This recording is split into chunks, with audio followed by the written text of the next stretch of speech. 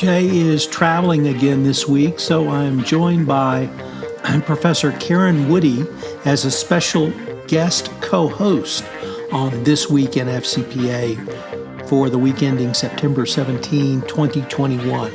The focus on the SEC edition.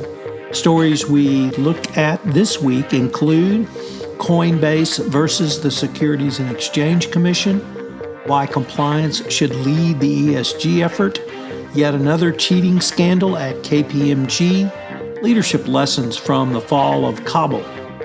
What are the three big issues from this year's proxy season?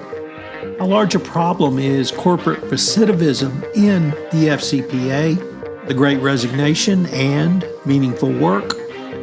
Why Boeing safety woes have hit Boeing's board of directors, on the intersection of culture and corporate reputation, and finally, how does learned hand inform you as a CCO or a compliance professional? These stories, podcasts, events, and books, all on This Week in FCPA, the focus on SEC edition. Hello, everyone. This is Tom Fox. Welcome to This Week in FCPA, episode 269 for the week ending September 17, 2021, the focus on SEC edition.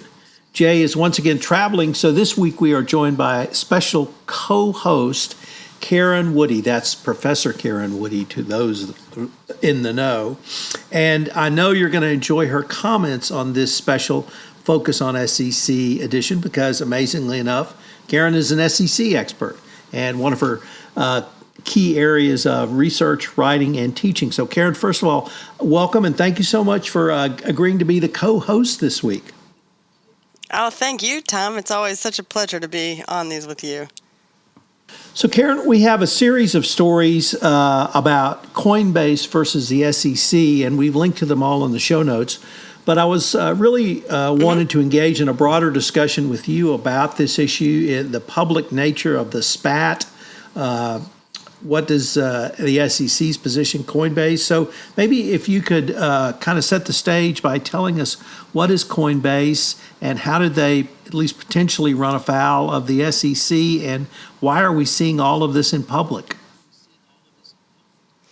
It's a great question, and it certainly has captured everyone's attention in the last few months, but certainly has ramped up more recently.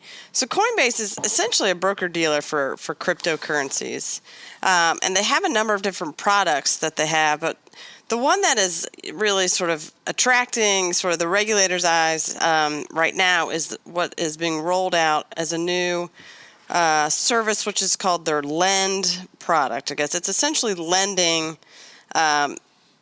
consolidated cryptocurrencies is what's happening. And that, is something that is problematic, I think, to regulators because they see that as unregulated and unregistered security offering. And so the SEC has clearly asked a few questions of Coinbase to figure out what is happening and what if this meets the definition of a security, and if so, Coinbase would need to register that.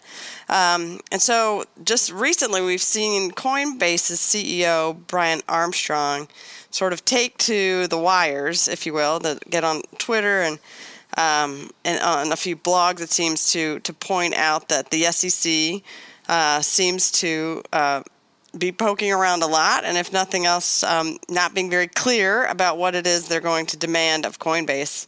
But there's, actually a decent debate over who is sort of more in the right here.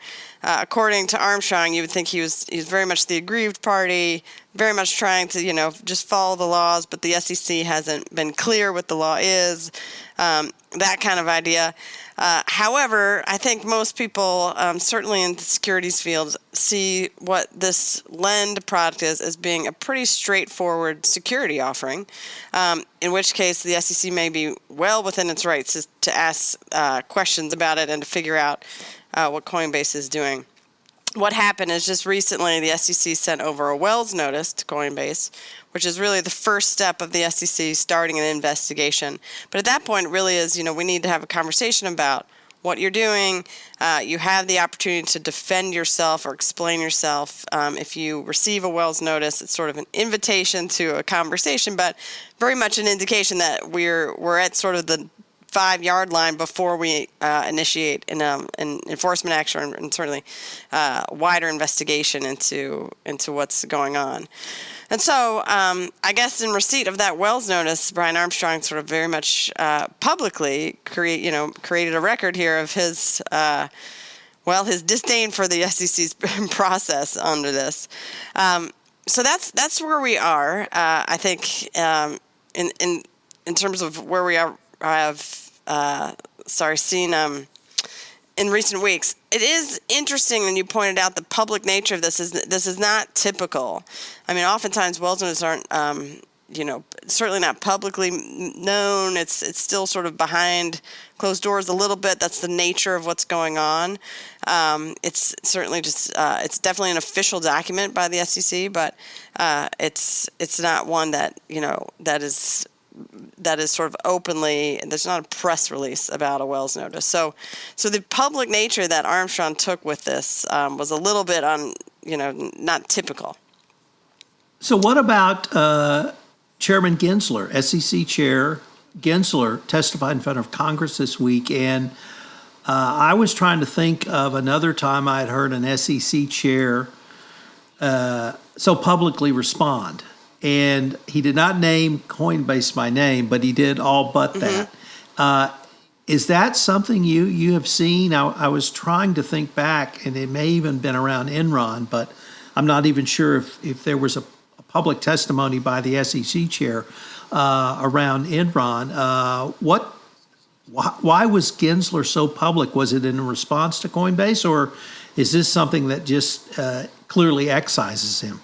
Well, my own opinion about that is that it's maybe twofold. It certainly was in response, I think, to Armstrong and just the idea of how much press this has gotten, and Coinbase being, the first publicly traded, broker deal for crypto. So already Coinbase is very much in the sights of the SEC. People are already, the SEC is already a little bit nervous about regulation of crypto, and Coinbase sort of is the biggest target for that.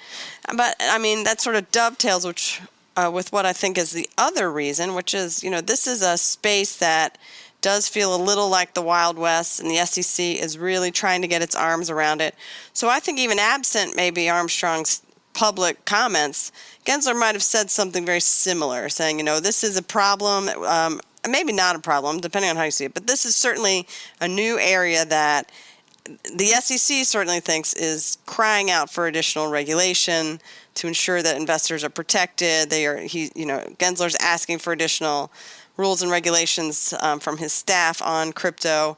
So I think either way, Gensler would have certainly said something. But you're right, this sort of public obviousness of who he was discussing is a little unheard of. But at the same time, Coinbase is sort of the first mover, at least to be traded on the market. So it was an obvious sort of jab.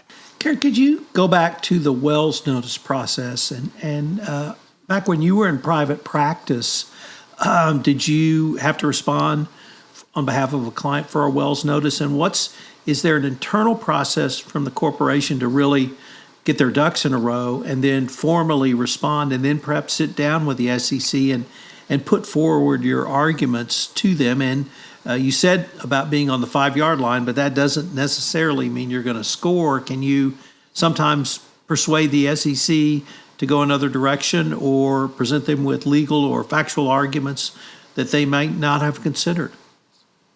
That's correct. So it is certainly an indication of the seriousness of it. And in my practice in D.C., there's definitely some truth to the sort of chummy nature, sort of revolving door of the regulators and the defense bar. And so sometimes there are sort of our conversations prior to a Wells notice saying, hey, this might be coming down the pike. The Wells notice is a pretty formal document. However, as I said, it's not sort of the most, it's still the 5-yard line. You still have an opportunity to respond. It is a very formal response, a long sort of documented response that the company provides to the SEC that does end up being discussed and enters into a conversation with the SEC, much more sort of on the record a formal process as opposed to just sort of calling, maybe a former colleague who's now defending the company, where that kind of what happened before the Wells process. And it is specific to the SEC. Other agencies have similar maybe processes, but the Wells notice in itself is what it's called at the SEC. So where could all of this lead? Could we see an investigation and enforcement action? Could we see resolution? I think you and I at least are leaning to the position that this is a securities offering and there does need to be registration. But could there be a settlement and kind of everybody goes home getting half of what they wanted? That's a good question. I don't really see how they still offer the lend product without registering it unless they sort of drastically alter it. It's interesting because Coinbase sort of wants its cake and wants to eat it too, in the sense that it doesn't want this to be considered a security, which is sort of a pooling of of investments and the definition of an investment contract that we see from an old case from the Supreme Court that involves pooling of assets and then an expected return on the investment. At the same time that they say, hey, this isn't a security, this is just a lending thing. This is we're acting more like a bank. They also don't really want any bank regulations applied to them. It is interesting because it is actually there's a second case that is actually maybe more applicable here, and that's what's called the Revis case. And in that case, that looks at whether or not a note is considered a security. So other than sort of get-rich-quick scheme, this is one where it is exactly what Coinbase is doing, in that it's lending with a set return on that investment. So sure, Coinbase wants to say this looks more maybe like a note or like a loan, but there are enough factors that we saw from that case that is, like I said, the Revis case, that one makes clear that the term here is the family resemblance test. If this, looks like a duck, walks like a duck, quacks like a duck, and in this case, duck is a security, that's how they get to this idea of then you have to register that. And based even on sort of the facts of that case and what Coinbase is doing, it's so similar that I can't imagine anyone would come out any different way than thinking this clearly meets the family resemblance test and would be considered a security. So I don't think Coinbase has a very strong argument on their side at all. I appreciate that Armstrong really wants to get some sort of sympathy from sort of the masses of how, what he considers an opaque process and that kind of thing. But the lend product in particular is one that I think will have to be registered. So query what they do. Do they pull that product or have to sort of, revamp it in some way where there's not a set return on your investment to it? I'm not sure how they would rework it. And so I think they would have to go through a registration. I can't imagine they will want to do that, though. Well, perhaps we could save that discussion for a later day because we had some other stories that I wanted to get to. Our first one is from Kyle Brasser, writing in Compliance Week, talking about one of the speakers at Compliance Week's ESG conference.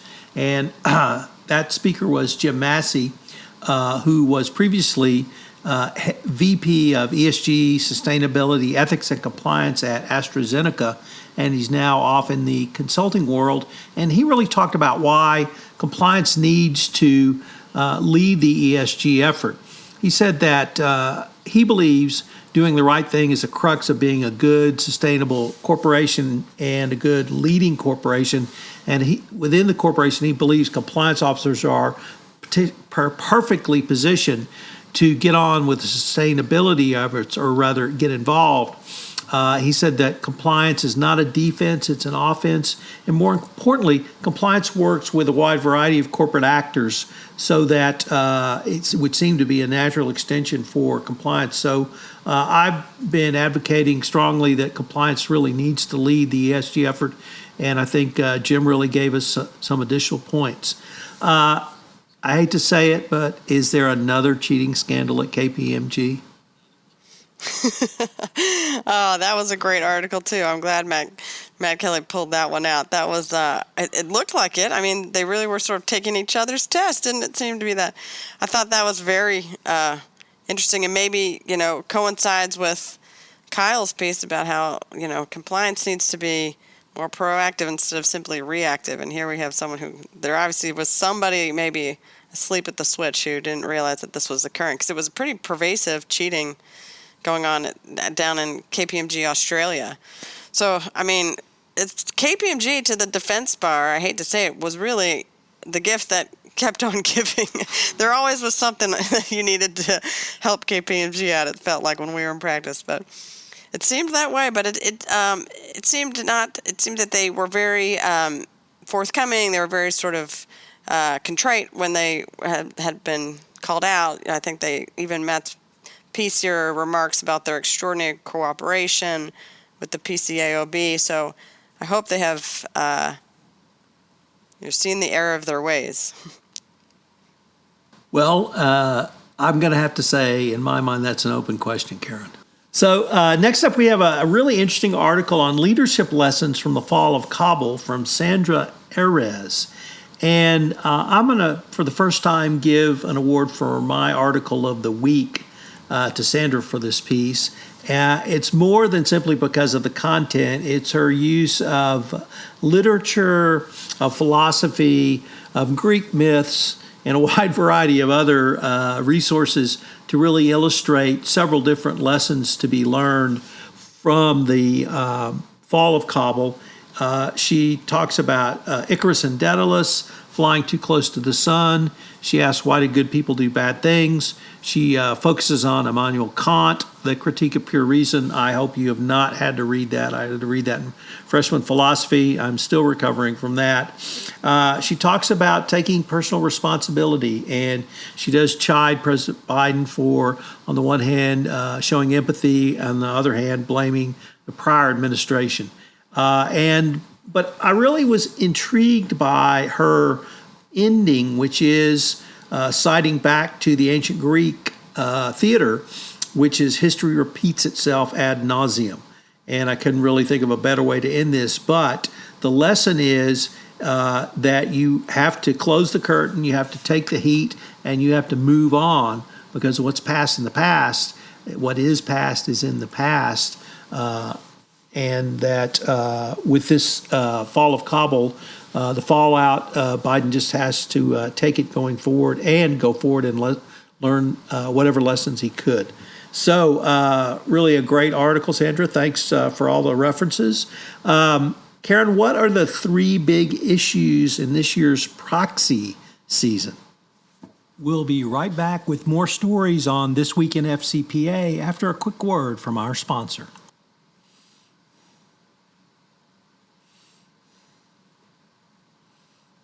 Look, 2020 has proven to be the year of many things, and the same for 2022.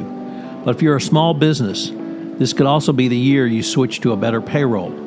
Gusto wasn't just built for small businesses, it was built for the people behind them. Their online payroll is easy to use.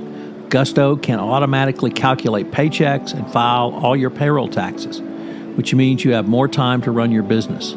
Plus, Gusto does way more than payroll. Gusto helps with time tracking, health insurance, 401ks, onboarding, commuter benefits, offer letters, access to HR experts. You get the idea. It's super easy to set up and get started. If you're moving from another provider, they can transfer all your data for you. It's no surprise that 94% of customers are likely to recommend Gusto. And here's the best part.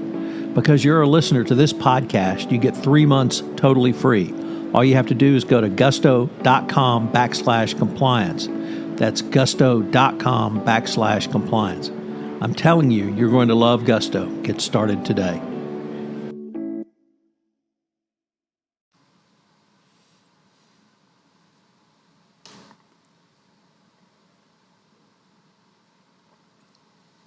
Oh, another great article that I appreciated you highlighting here. Oh, man. So I read this as sort of, the big three of the institutional investors really are still pushing for diversity, equity, inclusion, so DEI, as well as ESG proposals on the proxies that we saw over this season, which they sort of estimate to be, roughly July to this past June, and having looked at a number of these sort of Fortune 50 proxy statements, looking at the same idea, especially focused on DEI, I've spent a lot of time this spring working on that type of a project as well. And so I find this such a great summary of what this past year has looked like in terms of what's been on the proxies. And, how powerful, the fact that these three institutional investors are when they have been really trying to put their money where their mouth is on these initiatives. And you see here this idea that, they have voted even against, the one that really jumped out to me, that they voted contrary to the management recommendation at Berkshire Hathaway about requesting more DEI oversight to their policies. And they have just this article had wonderful sort of summary statistics about how many shareholder proposals in comparison to previous years, and then certainly this year, dealt with things like DEI, ESG, other social issues. When I looked at some of the proxies for, say, Amazon, things like that, that was certainly the majority of issues on the slate for the proxy, as well as other ones that we've seen that I think are still related to ESG, things like, pay ratios, say on pay, more voice from regular employees as opposed to only C-suite directors and officers. One of their proxies requested sort of an hourly employee to be in the boardroom, which that got voted down. Obviously, almost all of these still end up, not getting a ton of traction. But the fact that the big three are really pushing this is, I think, is powerful. Obviously, we saw the NASDAQ rule come out this year too. So this is now sort of required for the NASDAQ companies. But I have to think that, the buy-in from these big three is what is really what moved that needle a lot too. So, Karen, next up, we had an interesting article from Dick Casson over at the FCPA blog, and it was about corporate FCPA recidivism. And he listed 13 cases where companies were two-time FCPA losers. I will note for the record that I've worked at two of those. So I'm not suggesting there's correlation or even causation there. But he asked the question why these companies were recidivists. So in the two I worked at, I would certainly point towards a culture of that sales and business development were the most important thing over anything else. So I don't know about the other companies, but he really asks why companies would do this. And he concludes with a line from Professor Peter Henning, I believe.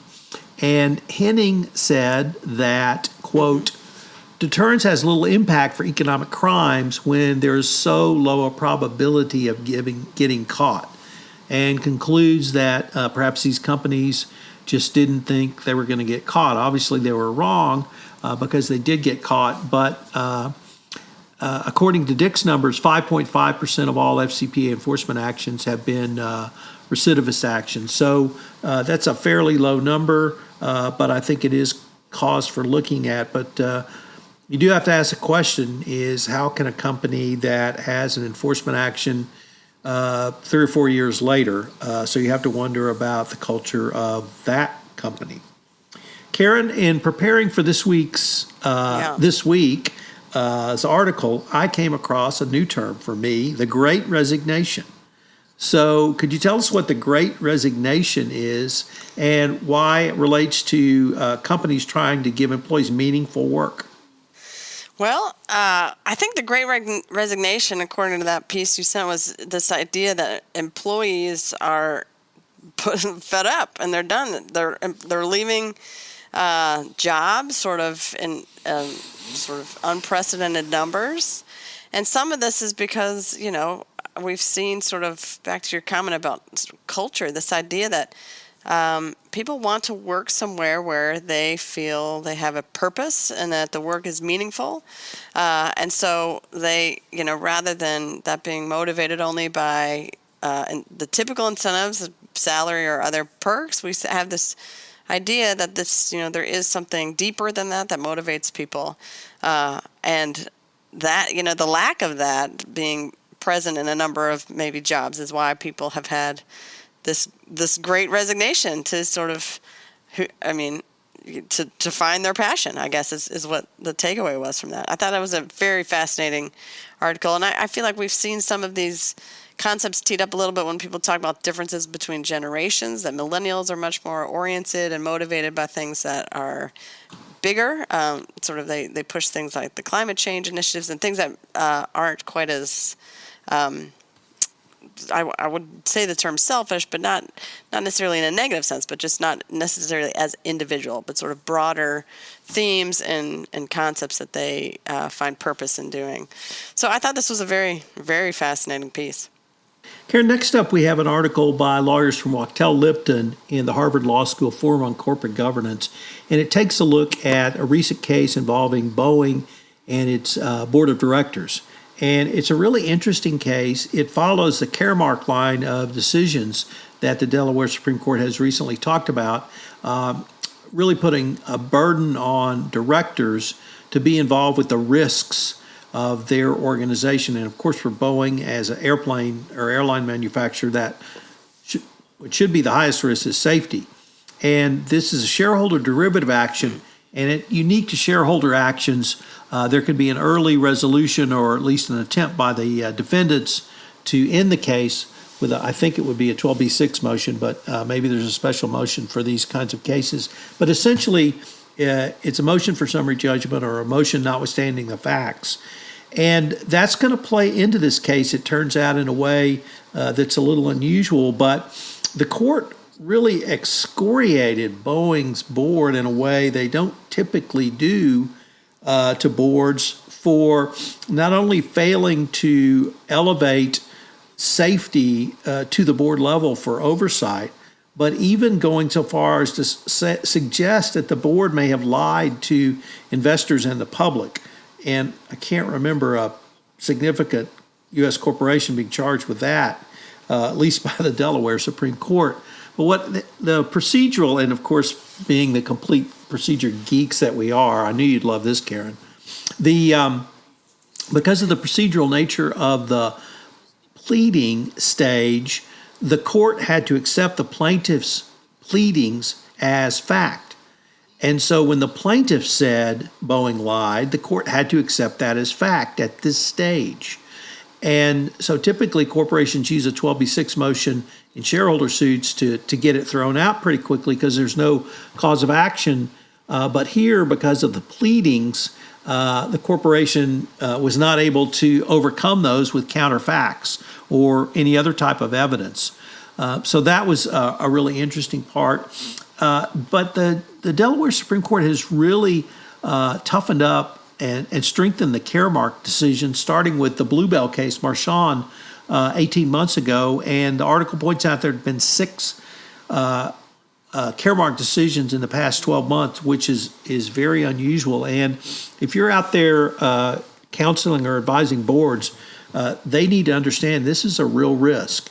And when you have Boeing shareholders suing the Boeing board, that's a real case. And I understand you may have D&O insurance, but nevertheless, it's Cognizant Technologies paid $95 million around an FCPA violation for their failure at their board level. So this could get very costly very quickly, and you don't have to get $1 billion settlement.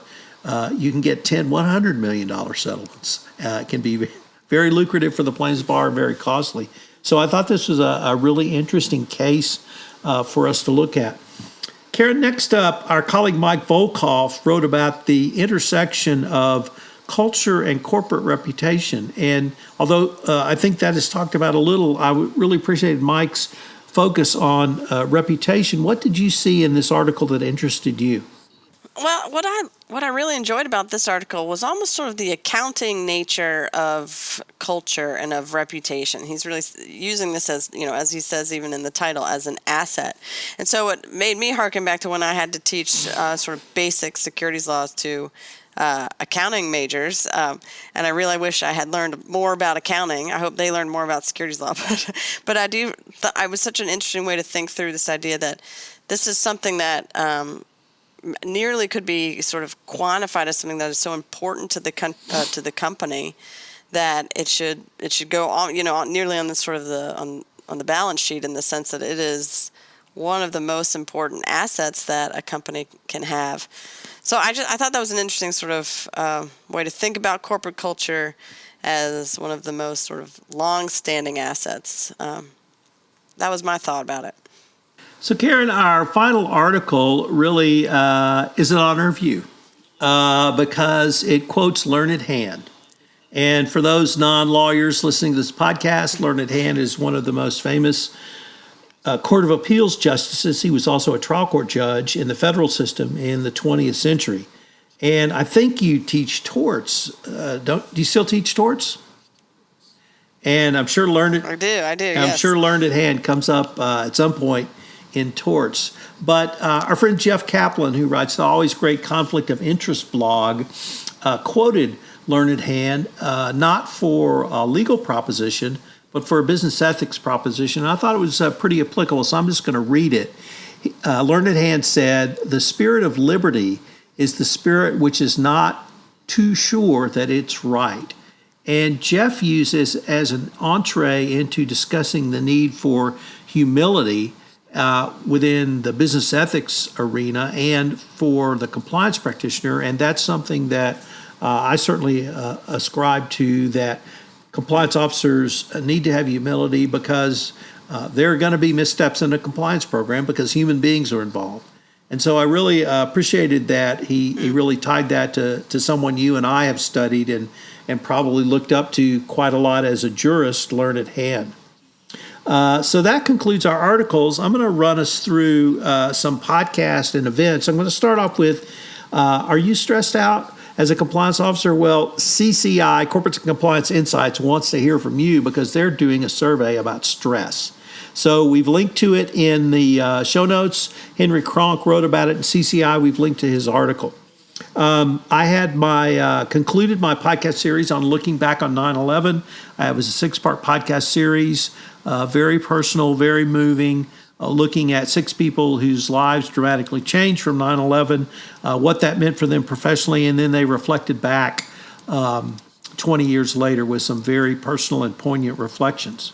I've rolled out a new podcast, and I took things in a little bit different direction.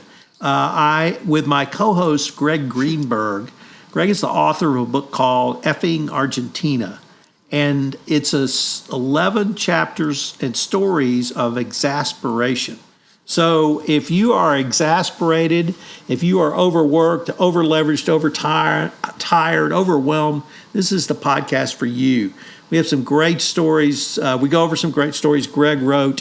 Episode 1 is out, and I think everyone with children can relate to this story.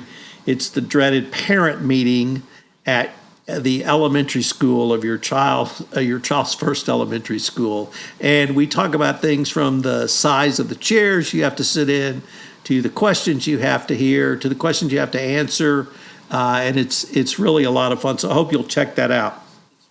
Ethisphere has opened up submissions for the world's most ethical company awards for 2022. You can find out more information on the application process. We've linked to that in the show notes. And I have my new book out, the Compliance Handbook 2nd edition. I've linked to that. It's also a feature on breaking news. So if you want to check out what breaking news had to say and learn why my daughter wants you to buy this book, I would urge you to check that out. So, Karen, that brings us to the end of this episode. This has been a ton of fun. I wanted to thank you again, and I hope you'll come back and join us again on This Week in FCPA. Absolutely. Anytime. Thank you, Tom. This is Tom Fox again. Thank you for listening to this episode of This Week in FCPA. Are you exasperated? Are you overworked, overwhelmed, overtired, and overstressed? Well, I have a new podcast for you, Effing Argentina, where with the book's author, Greg Greenberg, we take a look at 11 modern-day tales of exasperation. Effing Argentina is available on the Compliance Podcast Network. It's also available on video format on YouTube, so check it out. This Week in FCPA is a production of the Compliance Podcast Network.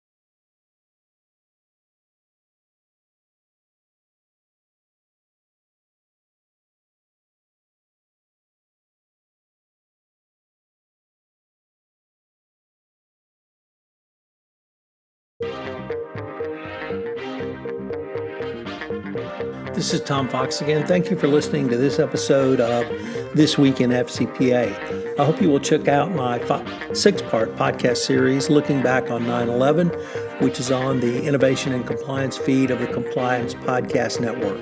It's my most personal podcast series, and I hope you find it a good way to reflect about 20 years after 9/11. Please plan to join Jay and I next week when we take a look at stories that caught our eye. You can reach me at tfox@tfoxlaw.com, Jay at jrosen@affiliatedmonitors.com. This Week in FCPA is a production of the Compliance Podcast Network.